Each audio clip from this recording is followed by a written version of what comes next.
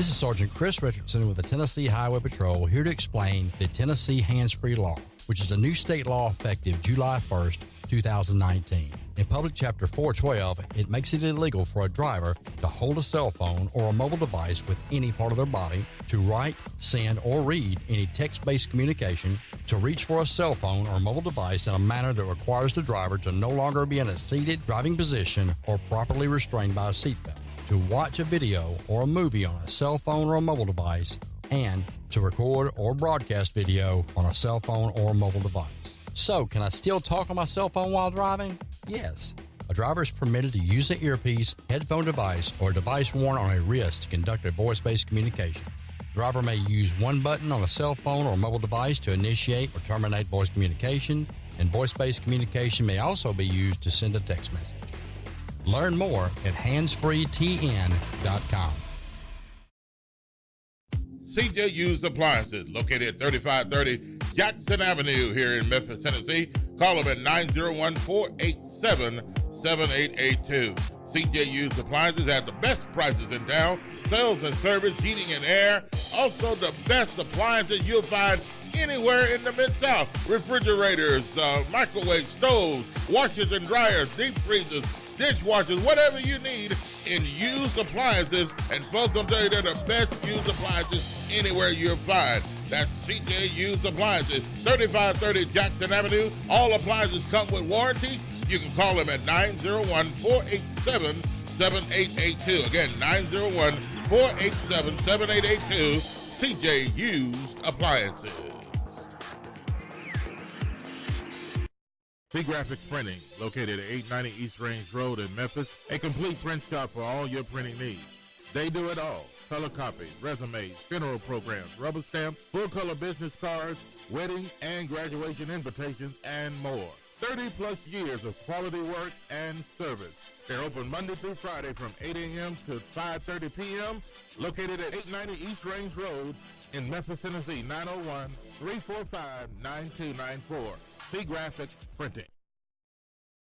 This is Sergeant Chris Richardson with the Tennessee Highway Patrol. Pedestrian safety is a two-way street. Both drivers and walkers need to do their part to keep roads safe. When you're walking, remember, the drivers may not always see you, so remember to use these tips to continue to walk safely. Wear bright clothes. Always use crosswalks and obey signs. Lights and reflectors should be used. And finally, keep alert and do not walk distracted. This message brought to you by the Tennessee Highway Patrol.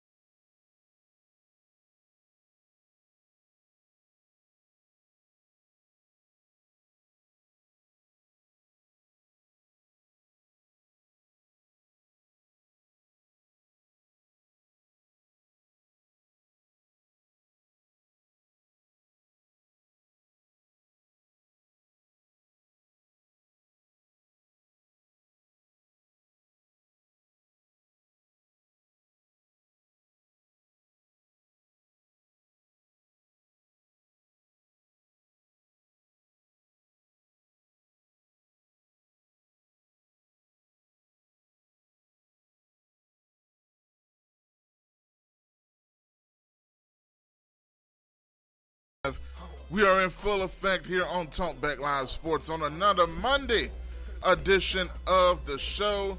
And man, it is a loaded one on today. So much stuff to talk about after the big weekend that was in sports. I am your host, Joshua Midget. And man, I'm ready to go, ready to get it on today. Fired up, man, because there's so much to talk about. So much to dive into.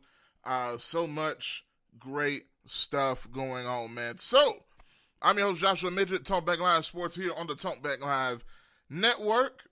Fired up, ready to go on this afternoon. It is 2:08 p.m.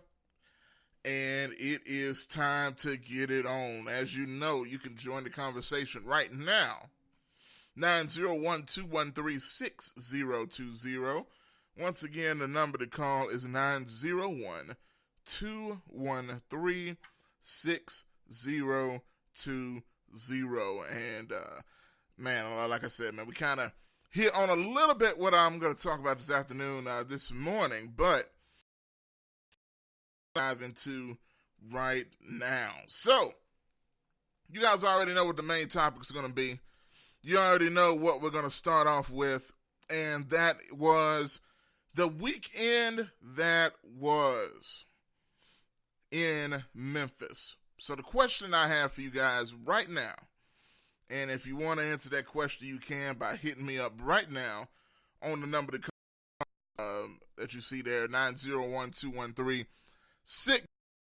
And my question is, was this the biggest weekend in Memphis history? You think of all that went down, right? We all know at this point, College game day, as you can see, Beale Street rocking and rolling this past weekend with everybody seemingly down there. Then what happened at Liberty Bowl Memorial Stadium with the crowd all the way to the with a complete and utter sellout. I mean, it's just amazing. I think everybody's still in the afterglow. Y'all can comment if you agree or disagree, but I think everybody's still in the afterglow of what just went down. And what's coming down off of what it was, like, man, did that really just happen this weekend? Did we really just experience what we experienced in the city of Memphis? And yes, it was not a dream. It was not. It was a reality. There was really 59,000 people at the Liberty Bowl. There was really multiple thousands of people. I don't know if they actually have an attendance of what the attendance was at the game. All I know is multiple thousands of people at Beale Street that morning before. Then, not to mention Tiger Lane before the game. It was just the ultimate pleasure if you're a Memphian. And what I love about situations like this, and you may have heard it ad nauseum at this point, but it's my turn to do it now. It's amazing how sports, and I've even been kind of cynical when people say, oh, sports brings people together. But this weekend was a perfect example of that, man. You saw black folks, white folks, Mexican folks, whoever else folks, anybody of all races and creeds and colors and denominations, you know what I'm saying, and cultures, all coming together over sports and Memphis Tigers sports, and even more Memphis Tigers football. It's amazing what it can really do, man. It reminds me, if some of y'all go back to that point, once again, the number to call is 901-213-6020. It reminds me, if you guys remember, so if you've been around Memphis long enough, you do, the Memphis Grizzlies, when they were making their runs in the playoffs, I remember the year, I believe it was the year they beat the San Antonio Spurs in the first round as 8 seed when they defeated the Spurs. I think that was the same year the flooding was going on downtown and all of that stuff. And all of that. And then you saw how the city came together around that amazing moment in sports, Memphis sports history, with Zach Randolph turning into essentially a superstar before our very eyes and destroying the San Antonio Spurs. That was almost one of those moments where you're in a glow. You're almost like, man, I can't believe this is happening. Everybody's together. Everybody's happy. And even the weekend after, you're like, man, I can't believe that just happened. I'm going to need some time to recover from just thinking and experience that was. For me, the Grizz have had several moments like that. But, and let alone Memphis Tigers basketball has had plenty of moments like that. But who would have thought it would be Tigers football turn, Memphis Tigers football team's turn to share in the specialness, if I can make up an expression of what sports can really do for a community. And I think that's the perfect example. Reading here, Patricia Fields came together, was so very special to be a part of that special day. We were loud and proud. Matthew McKinney said, Memphis is a basketball city, but as far as the nation, football rules. So to have college game day here for the football team is massive. I agree. That's an outstanding comment, Matthew. And it really is. It shows that Memphis can be a football and a basketball school. One doesn't have to be successful to the detriment of the other. You know what I'm saying? Think about what's going on. In just tomorrow, the Memphis Tigers basketball team is going to make their debut in what is anticipated season in basketball history. So it's an outstanding time to be a Memphian, an outstanding time to be or somebody that just loves the program in general. It's just an outstanding time all around. So before I dive into it even more, going back to some more comments here. Yeah, get to all you guys. Greg says, I'm still loving it. Greg also says, who would have thunk it? The city celebrating the football Tigers on ESPN. GKP said, wow, who wants to remember that, Josh? Come on, man. Yeah, you remember the feelings that the Grizz displayed to help the city come together. Evan, what's going on, brother? Good to see you on this afternoon, man. Taking some time to check me out, and it is definitely appreciated. So, what I want to do is, before we go any further, and the phone lines is open, by the way, but before we even get into that, right, I have this that I want to play, and okay, let me read a couple more because y'all are coming in with some good stuff. Stephanie Ernie says that was an awesome game. The experience of being at the Liberty Bowl that day was amazing. Becky Mack says the men's and women's soccer programs are both in the top 10. How about that?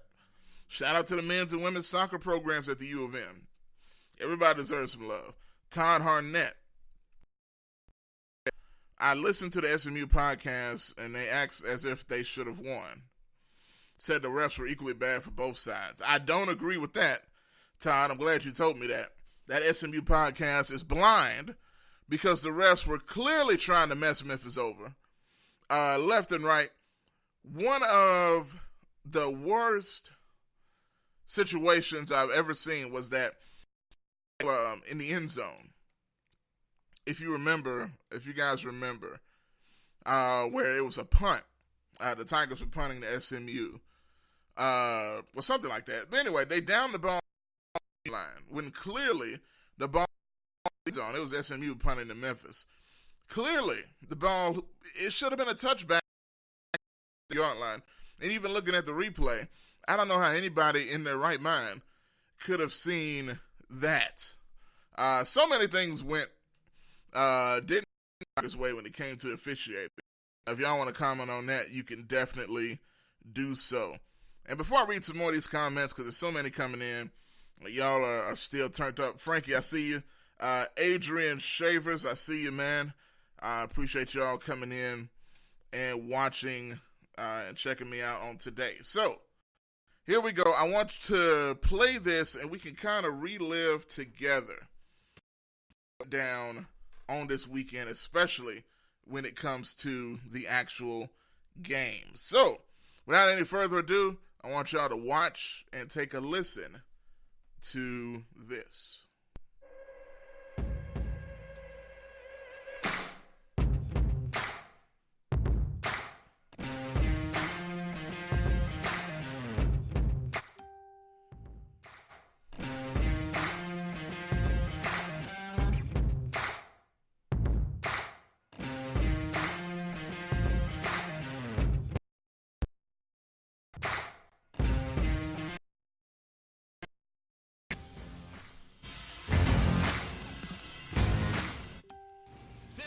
8,000 plus on hand here at the Liberty Bowl for the game of the night in America in the world of college football.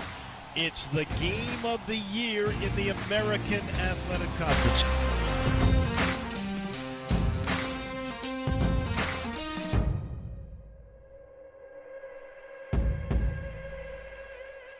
Here's the snap. Kenny to throw him. Kenny's got room to 10. Stiff arm, 5, into the end zone. Touchdown, Tigers. He's in. He's over 1,000 yards on the year. Here's the snap. Play fake to Gainwell. He's got time, Brady does. He's going deep on the left side, looking for Gibson. He's got him in stride at the 10, to the 5. Touchdown, Tigers, 50-yard strike.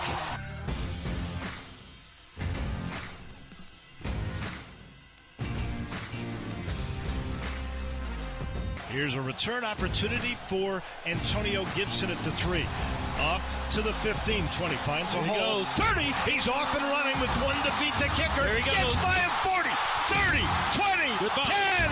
Touchdown, Tigers, 97 yards.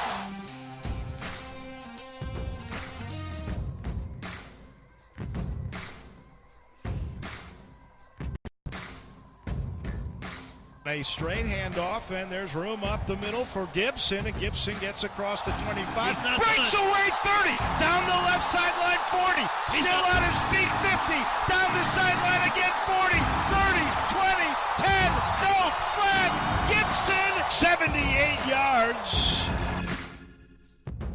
The whole country today got to see what Memphis Tiger football's all about.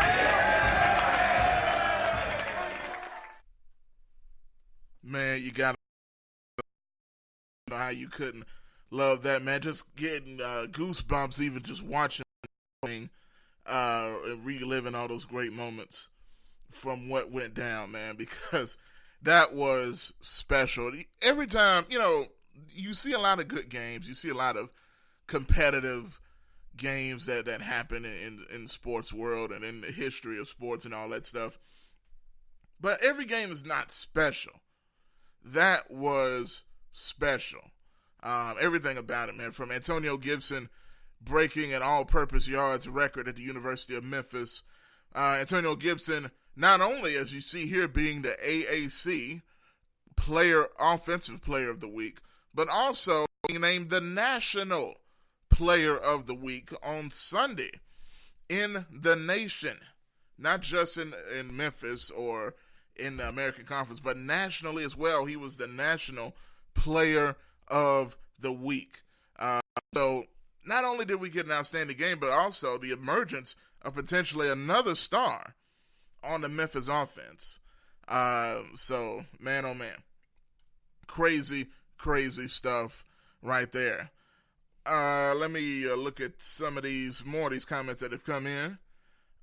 Cedric says, "Hey brother, it's the Bishop." Yeah, hey, what's going on, man? I think your name was Bishop the other day. Yeah, best game in a while. I agree. He also said SMU's first touchdown proved that offensive pass interference, exactly, with the penalties, and it just continued from there. It was crazy what was happening.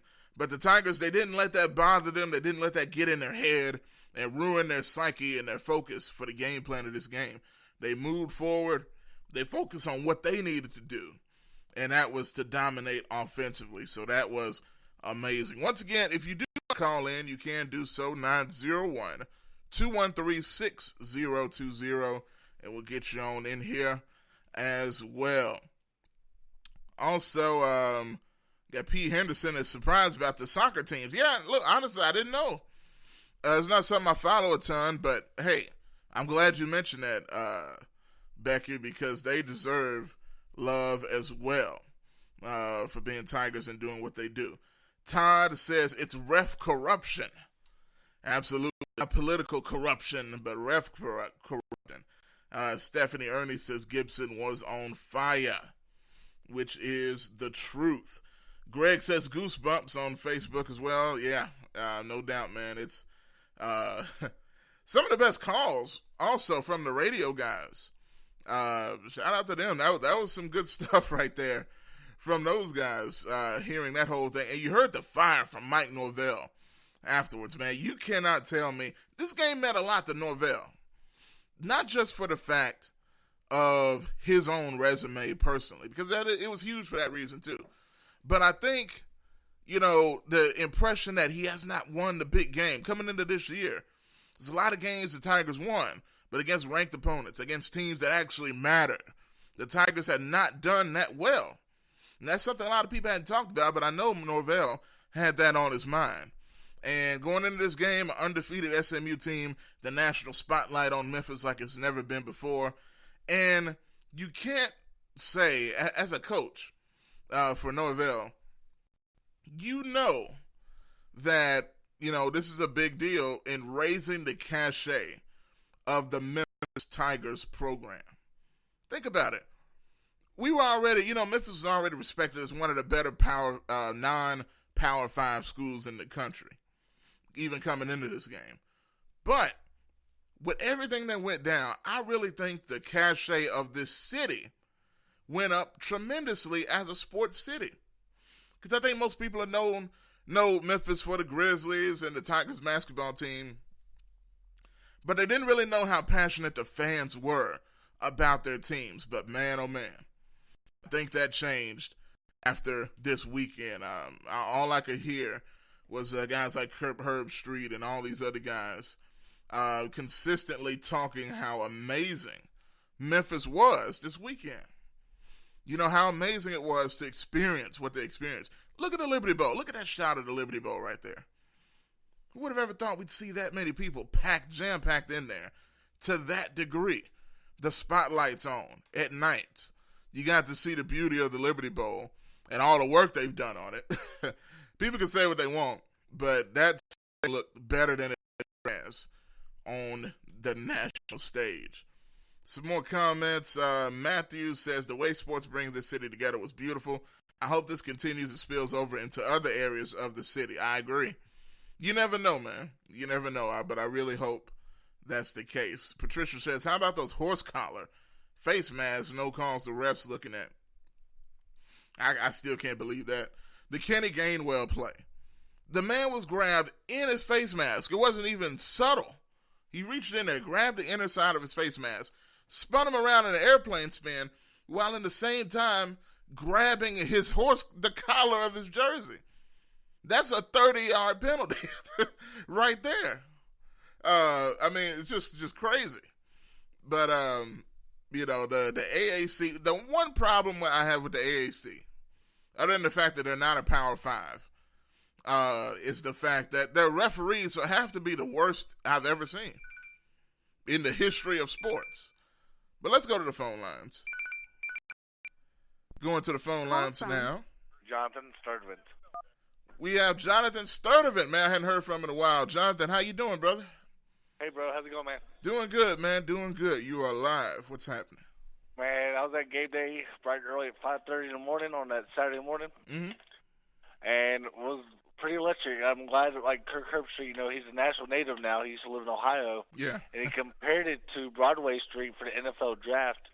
And he said he compared it to that, and it was a little bit more electric than the NFL draft, which I was like, thank you, Kirk. We appreciate that. I think there's probably at least 6,000 to 8,000 people downtown on Bill Street during that time. Oh, man, it's crazy. I don't know if there's ever been an instance where there's been that many people on Beale at one time. There's a lot of people on Beale, depending on the weekend or the weeknight or whatever. But that was just amazing, man. Next level. And then I actually went to the game after an hour and a half when I got home. Went to the game right after that. But just to see Coach Norvell said in his press conference, see right before kickoff at least 59,000 people already in there right before kickoff. Wow. Just amazed me. I'm like, as a season ticket holder myself, I'm like, why don't we do this every game? I'm like, yeah. I'm like, as the city of Memphis, comes out to support, why are you wearing, I saw a few orange. We're not gonna talk about that, in the stadium. but I'm like, okay, I'm glad you come and support us, Mm-hmm. But I'm like, this is like an electric, and this is the time that we need this because these seniors have been through ups and downs, though. Even with the referees, the whole season so far. Yes. And I got from a source, I was like, if you remember right, Josh, I don't know if you remember this, going back to that South Alabama football game when we played them early in the year, we had a lot of penalties in that game. It was the same officials that they were refereeing that game as well. Oh, wow. I didn't know that. And I was like, so what hurts me the most about these American Conference right now, the commissioner, was in town. Isaac Simpson probably can tell us later on or whatever. But Isaac even told me, the commissioner is in the building. He's seeing the referees, firsthand on his end. I wish this commissioner would step in and say, hey, let me look into this regarding the referees. I think the referees need to have a meeting every weekend before they go to wherever they got to go with the head refereeing crew who's in charge of all the referees and say, hey, this is what you screwed up on. Please correct it, and we'll send it over to the American Conference, just let them know what's really going on because we can look into me personally, they need to do like the NFL a couple years ago, if you remember right. They suspended like a refereeing crew for a whole week without pay. To me, college football should be doing the same exact thing week in, week out as well. I agree 100% because, people say, hey, that's just a part of the game, but not to this degree. I mean, these things really can cost teams championships, playoff positioning, bowl games. This stuff really matters, and with the games that are still remaining, the last thing the Tigers need is to be putting all this effort in and have a wayward call cost them a game, and the refs don't face any consequences. So I think that's a great point, man. And what's sad is the referees are right in front of the action. Like that head referee when Gainwell got face mask and horse collar. Yeah. The referee's right there in front of him, and Kirk and Fowler were right there, saying, "Oh my gosh, what are you watching?" Like they even said that on air. I'm like, there you go. And the worst part about, like you said, we got all this replay. I mean, what's the use of it if we can't see stuff like that? And even then, when they showed the replay, not to interrupt you, man, but the ref was right there. So, yeah. But go ahead.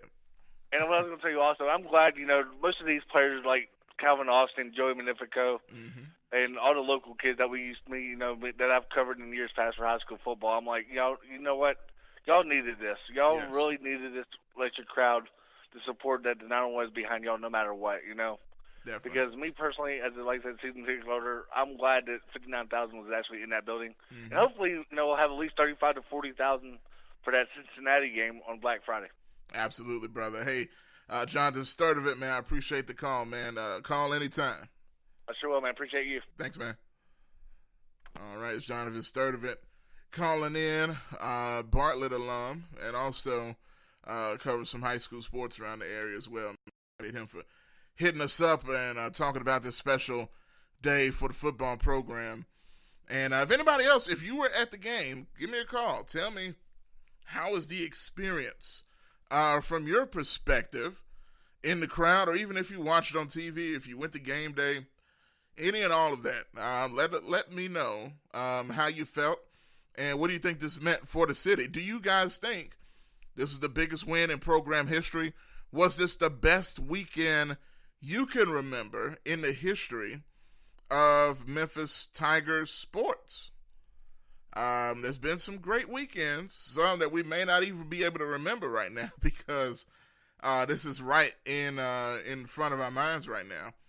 But just let me know what y'all think about that. Once again, 901-213-6020 is the number to call. You are listening and watching Talk Back Live Sports. I am here each and every Monday through Thursday from 2 to 3, talking all things sports, not just Tigers, but NBA, NFL, and everything else that you're interested in. Got some more phone calls coming in. Call from Matthew McKinney. And we got Mr. Matthew from Facebook to the phone lines. How you doing, sir? What's going on, man? Doing good. Welcome to Talk Back Live. Listen, I was at the game. I took my son to the game, me and my brother. And, man, a lot of times they say sell out, but then you see empty seats in different places. Man, it was packed. Yes. It was packed. It was a complete sellout. The Sea Blue, the aerial view of the Liberty Boat was something I've never seen before. As long as I've been sports fan. Mm-hmm. You know, and the electricity in the arena that was awesome. I mean, even when things were the bad calls that the refs were making, you know, it still didn't dwindle the electricity that the fans had as we continue to root for the Tigers. Mm-hmm. I mean, my son was just jumping up and down every time that we scored. I mean, and being a young football player himself, I think this was awesome for him, because now I would like for the Memphis Tigers football team to get like the basketball was, with the kids grow up wanting to play for that team. Yes, I agree. And I'm going to ask you this, Matthew. Do you think we're headed in the right direction? Because now, you know, the success just continues to get better and better for Memphis. So do you think we're headed in that direction at this point now? I mean, the nation is seeing Memphis as one of the most exciting teams to watch in the country. I'm definitely headed. I think we're headed for that. You know, if we can sustain this level of winning, and you know, it happens over time. You know, if every year we're right there, we're right in there. Mm-hmm. If every year we're right in there with the contending for one of the premier bowls, I definitely believe we can reach that where the kids, the younger kids, grow up and they see themselves, they identify with the players that the Memphis has, and they, you know, it's something that's really tangible for the city and the younger players in the city. So absolutely, that's you know, because like I said, when I was and you know, when we were talking during the game, and you know, he was talking about the different plays and, you know, getting excited about the plays, you know, we was just having a whole conversation, and I think, you know, for all the kids there was huge for them as far as becoming a fan, because you know, nowadays a lot of people, you know, become fans of teams that's winning and that's in the spotlight, and if you never can get that spotlight, yes, then younger people, you know, the short attention spans, you know, with social media and everything, it's hard for them to grab onto it. That's a great point. So, man. And so, and I don't know if you may have answered this, but do you think best sports weekend in the history of Memphis in your mind? Yes, the magnitude of it, yes. Now I think it's the biggest because I was at the college game day for the basketball when Memphis and Tennessee was 1-2. Yeah, people forget that was huge. That was huge. Mm-hmm. I thought that was the best that it could get. You know, I think it would have been great if we won the game. Right. You know that put it. But I'm talking as far as the up until that point. Yeah. You know, the whole day. You know, the whole day. I mean, me and a partner, and we was kicking it down on Bill. I mean, I was there from 6 that morning to about midnight. Wow. You know, and it was an amazing day. And I had to work Saturday morning, so I couldn't really get to. But I was watching it, and I was proud of the city. Awesome. I was proud of the way they came out. I was proud of the way they supported. I mean, to see that, and like I say, college game day football is a little bit bigger than college game day basketball. Absolutely. So, hey, Matthew. Yeah. Hey, man, I appreciate the call, man. Great perspective from the Liberty Bowl and about Memphis sports, man. Call anytime, man. I'll be on Monday through Thursday. Thanks, brother. Gotcha. All right, that is Matthew talking about his experience. I think he brought up an outstanding point when talking about the Memphis versus Tennessee basketball game. You almost forget how electric that was. I mean, the city felt like, a major event was going on. when that game, I mean, you know, you could feel the city really get up for that one. But unfortunately, the reason why I don't think that measures up, at least in the aftermath, was the loss. Because that loss was very heartbreaking. But nonetheless, I still remember that vividly. I remember Wayne Chisholm breaking our hearts along with Jawan Smith, Tyler Smith in Tennessee. That was really one of the best Tennessee teams as well. So 901-213-6020. Another comment. Frankie in the building. Mrs. Memphis Sports, I guess you could say.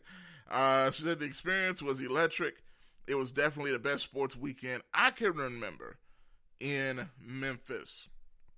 She also just put another comment. While sitting in the stands, my phone kept ringing. I had friends calling from everywhere. A couple of my friends in LA, and this is Frankie's comment I'm reading on Facebook, told me that they were wearing their Memphis gear, and the bar they were at was in shock at how good we were.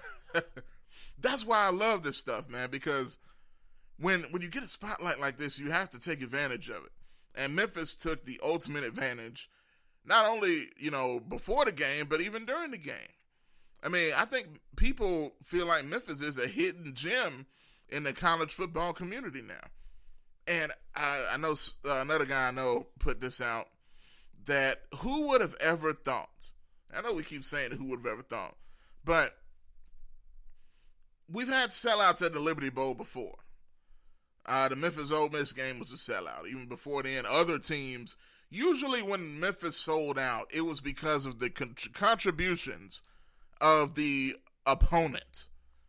You know, whether it's Tennessee. I remember when Tennessee came here years ago, and it was orange for the majority. 80% orange, and maybe 25, you know, maybe I'll say 75% orange and 25% blue. You know, they dominated the stadium and the game. I also remember Mississippi State in the Larry Porter era, which that maybe, y'all maybe don't even want to think about that. But I remember that game vividly. Nothing but cowbells dominating the Liberty Bowl. How disrespectful is that? That seemed like that was the only way we could get a sellout.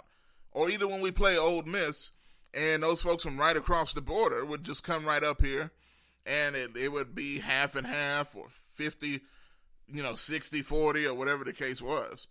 You usually have to rely on an SEC opponent. But this time was all blue. 99% blue and gray in the building, showing that we actually have fans that support this team.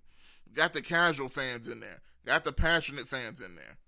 Got the fans that used to be sitting in the cold when there used to be only 200 people in the Liberty Bowl. That's in there from there to now. I know you guys have to be the happiest.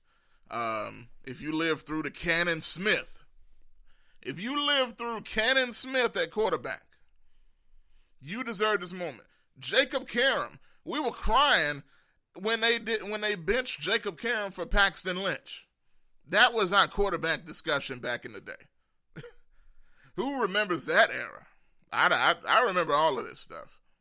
So hey, it's a great time to be a Memphis Tigers fan.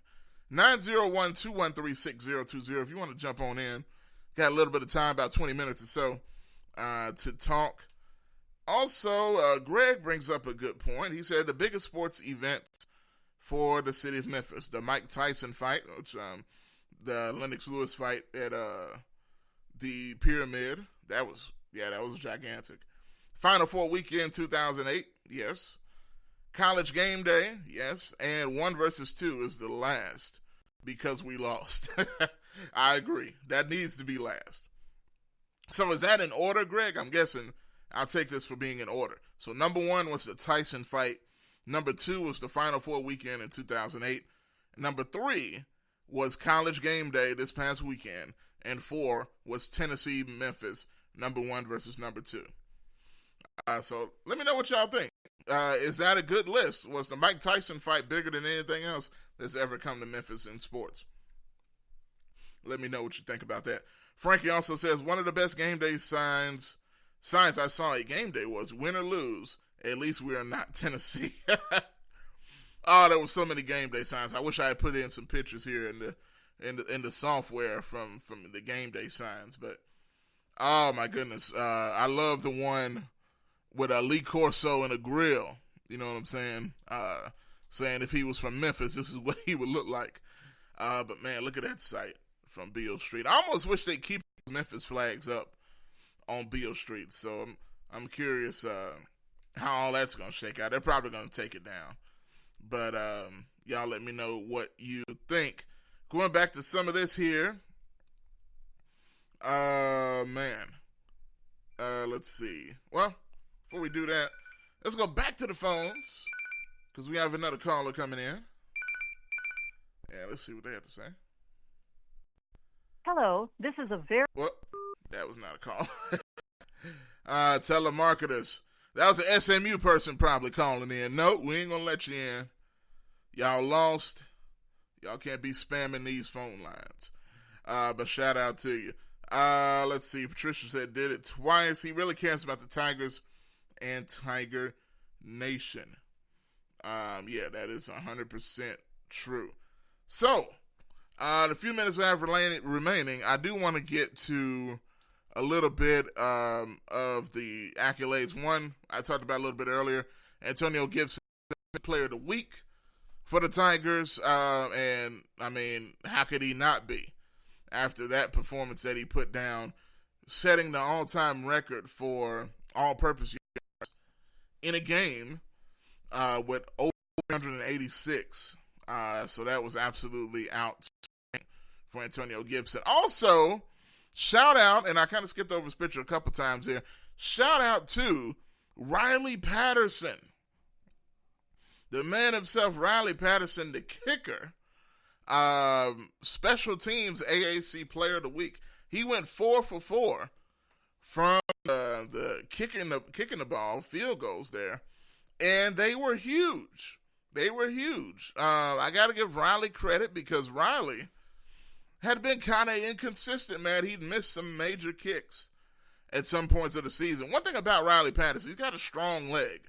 It's one thing he does have. He's not weak in that nature. But he's shown that he could be inaccurate. But he was perfect on this weekend, and that just made this weekend even more perfect from that perspective. Linda Daniels in the building. How you doing, Linda? She says they need to line the main streets going to the field with Tiger Blue. How outstanding would that be? But, hey, all of that being said, and this is not to be a buzzkill or anything like that, all of that being said, we still have games remaining. Let's remember that, folks. We still have games remaining in the football season, and we need to stay focused as a fan base and especially the team, because we can enjoy it more than they can, but they have to focus their attention despite everything down to it's a good thing they're actually off this week, which is absolutely perfect. How perfect is that? They're off this week. They need that week. I did not know they had a bye this week. That is absolutely perfect timing for a bye week, because after all these, need some time off. So the next game is November the 16th against Houston, the Houston Cougars, and we all know Memphis and Houston, you just never know what may happen in those games. Going back some years, no matter how good the Tigers have been, they've had some crazy, odd stuff when playing the Houston Cougars. So even though Houston's down record-wise, don't sleep on them. Do not sleep on Houston. Going to Houston as well. This is one of the 3 final games remaining. After that, you got South Florida at South Florida. And then the Tigers finish the season on November the 29th at the Liberty Bowl, taking on the Cincinnati Bearcats. And it's a Cincinnati team that is currently ranked 17th in the nation. So, man. And it looks like, as of right now, the last thing I saw, you guys can correct me if anything has changed, but I do believe this is correct. that if the season were to end right now, Memphis would play Cincinnati in the AAC title game. So let's think about that. Can you imagine Memphis playing Cincinnati in the final game of the season, and then, depending on what happens there, they could play them again the next week in the AAC title game. So who knows, man? But we're gonna get to that when we get there. Patricia says, one game at a time. We will win. I feel it coming. And I think it's a great point, because here's the thing. You got to think about the fact that this team is, as far as Memphis, they are on the right pace at the right time. They're peaking at the right moment. Because, you know, some of the things that went on early in the season, Brady White is playing his best ball of his career right now. If you saw some of the passes he did in that last game, and the last 3 games, he has to be a top 5 quarterback in the country. And he is a top 5 quarterback in quarterback rating. So he has really stepped his game up. He needs to continue to do so. We need Kenneth Gainwell. We need the guys to get healthy. Magnifico, I know they had some nicks and bruises, but this off week is absolutely perfect for everybody to get back to where they need to be for the final stretch, because these games are not going to be easy. Memphis is a target now in the American. Memphis is an elite American Conference team. So some of these bottom dwellers, the South Floridas and the Houstons, are still talented, and they're going to want to knock Memphis off their perch, especially with all the attention that they're getting over them. So that's what comes with attention. It comes with great stuff, but it also comes with a big old bullseye in the middle of the Tiger helmet, so to speak. I'm going to go to some more comments here. Carol says, Saturday was amazing from beginning to end. So thankful to have been in the Liberty Bowl filled with Tiger Nation and Tiger Blue, cheering loud and proud for our team. What a win. Absolutely. Melissa says, yes, it was so thrilling seeing all that blue and gray. Absolutely. So we're going to see, man. Still a lot coming up for the Tigers, but look at that right there. That was probably my favorite shot of the weekend, watching it on ABC. That overhead shot of the stadium with the parking lot and the blue lights, it was absolutely amazing. So, on to the next, which is more blue and gray. Look at that right there, man. That is the Memphis Tigers basketball team dressed in white, in icy white and blue ties. And you see that the white smoke rising in the background around everybody, saying all the smoke. That's what they want. Penny looking like a Don himself right in the middle, with James Wiseman in tow standing right next to him. And man, I cannot wait. These guys look like some bosses in this picture, and I think this is the mindset heading into the season, because it's funny. Last year it was the black suits, Jeremiah Martin and Kareem Bruton and Davenport and all those guys. They had the suits on, the black suits. Now this year it's the white suits with the blue ties, all the smoke, and hopefully that means a heavenly year for Tiger basketball coming up. So one feeds right into the other, man. It is going to be outstanding. We're going to have some coverage of that. We got our Talkback Live reporter, Leon Taylor. Y'all see him commenting in the group a lot of times on Facebook and going live from the games. He will be in the building tomorrow covering Memphis versus South Carolina State. First regular season game. And, man, it is a great time to be a fan in Memphis. Now, coming up tonight, and I must mention, because, we talk all sports here, not just Memphis, but that's been the focus today, understandably so.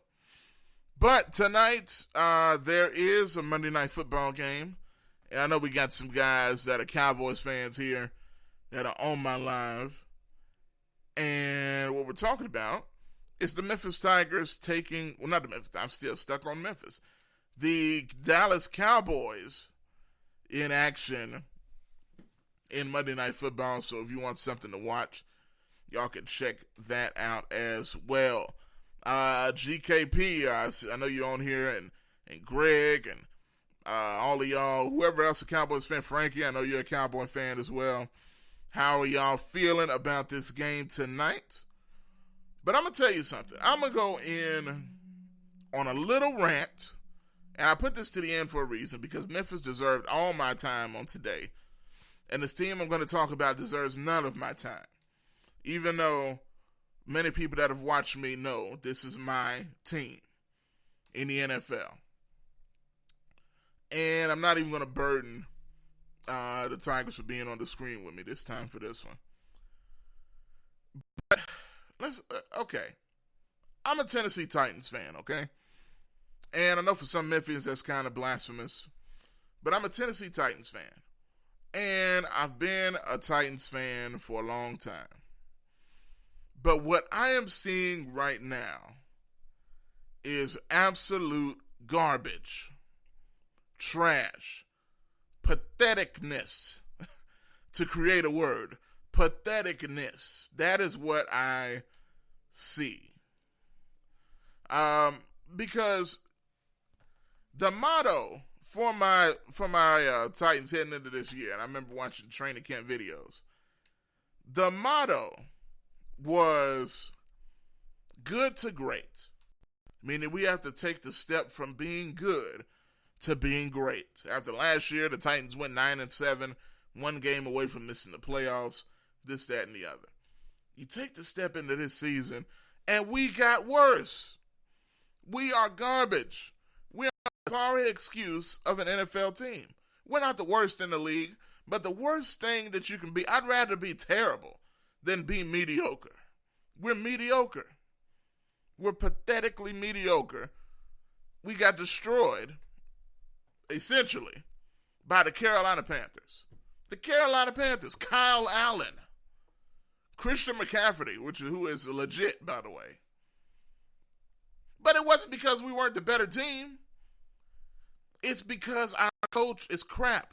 Do y'all notice one of the most overrated head coaches in the history of football at any level, pee-wee, college, high school, old folks leagues, women's football, anything. The most overrated coach in the history of football ever is Jeff Fisher. And I bring him up for this reason. Mike Vrabel is reminding me more and more of Jeff Fisher in his ineptness, his horrible play calling and decision making in critical moments. And the offense in general is garbage. You have a former tight ends coach who's been around the Titans for years. They give him the offensive coordinator job just because he's sitting there. They don't go get anybody else. No young, fresh, young minds. No. We get Arthur Smith with his goofy-looking self. We make him the offensive coordinator just because, hey, he's been here. What does that mean? So we go into this season. We lose our offensive coordinator to the Green Bay Packers for whatever reason. He did nothing last year, and now he's coaching Aaron Rodgers. But nonetheless, you go into all this, and now the offense has gotten worse. We can't throw the ball because we don't choose to. Derrick Henry is one of the best backs in the league. We don't give it to him. I can't deal. I'm done. We have Tannehill, quarterback, who's been playing pretty well, but they don't even utilize him properly. You ruined Marcus Mariota, who's a talented guy. Now he doesn't know what he is anymore. Garbage. And if you look at Vrabel, y'all laughed when I said this last week. When he grew that stupid mustache on his face, when he grew that little patch of grass on his face, right up here, no beard or nothing, it's just that little stupid mustache. When he grew that stupid looking rug on his face, everything went downhill. He was promising last year when he was clean shaven, maybe a little stubble for a beard, but he grew that stupid mustache. And now he's wearing these stupid shades. You know what I'm saying? You can't see his eyes on the sideline. He got the stupid mustache and the ridiculous looking goggles / shades.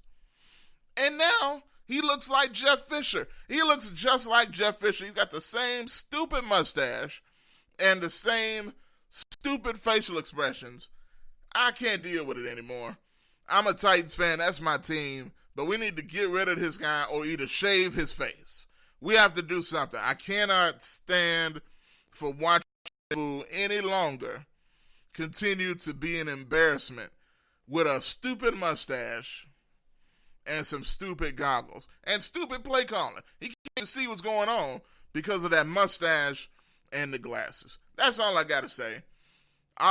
Y'all heard Bob this morning almost turned into a Cowboy fan because of the trauma from what happened yesterday. We're going to work through that. But shout out, I saw somebody put Tony Pollard time. I hope the Cowboys play Tony Pollard because they need to play him. Tony Pollard is very good. I think he's going to be special for the Cowboys, and I think if they utilize him in the correct way, they can have quite a 1-2 punch with Ezekiel Elliott and Tony Pollard. So we'll see how that continues to develop. The only solace I have right now is at least, I can't even say that. I would rather have Jason Garrett as my head coach for my Titans than Mike Vrabel. I would trade Vrabel for Jason Garrett in a heartbeat. Y'all hear me? GKP, Frankie, Greg, all of y'all, whoever else are Cowboy fans, if y'all want Mike Vrabel, his stupid mustache, and those dumb-looking goggles, shades, let me know. We can make a trade. Y'all can give us Jason Garrett, and if you want to give us Ezekiel Elliott and Dak Prescott, we'll take that too. We'll give you Mike Vrabel and Marcus Mariota. I think that would be a very reasonable trade, and everybody would be happy. Let me know what you think in the comments, because I think we can work something out here. But, man, that's going to do it for me. I had to get – but this is all about the Tigers today, man. Go Tigers, go. Cannot wait to see what happens tomorrow, first game of the season for the basketball Tigers. Y'all stay on the lookout for that.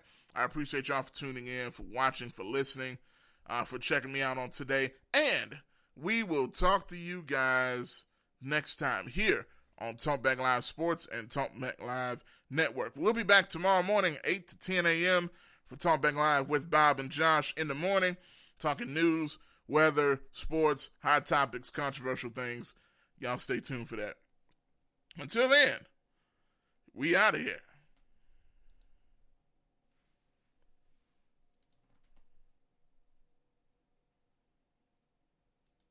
CJ Used Appliances, located at 3530 Jackson Avenue here in Memphis, Tennessee. Call them at 901-487-7882.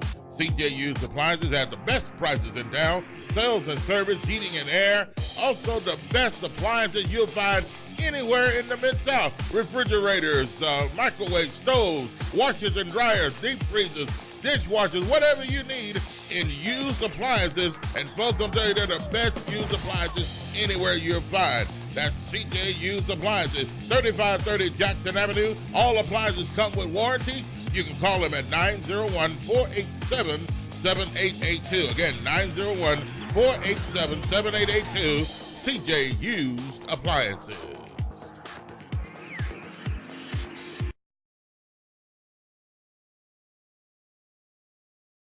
Graphics Printing, located at 890 East Range Road in Memphis, a complete print shop for all your printing needs.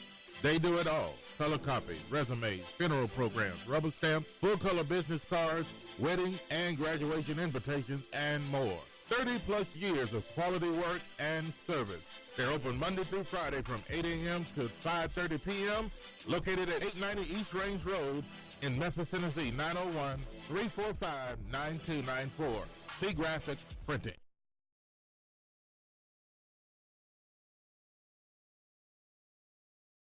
This is Sergeant Chris Richardson with the Tennessee Highway Patrol. Pedestrian safety is a two-way street. Both drivers and walkers need to do their part to keep roads safe. When you're walking, remember, the drivers may not always see you, so remember to use these tips to continue to walk safely. Wear bright clothes. Always use crosswalks and obey signs. Lights and reflectors should be used. And finally, keep alert, and do not walk distracted. This message brought to you by the Tennessee Highway Patrol.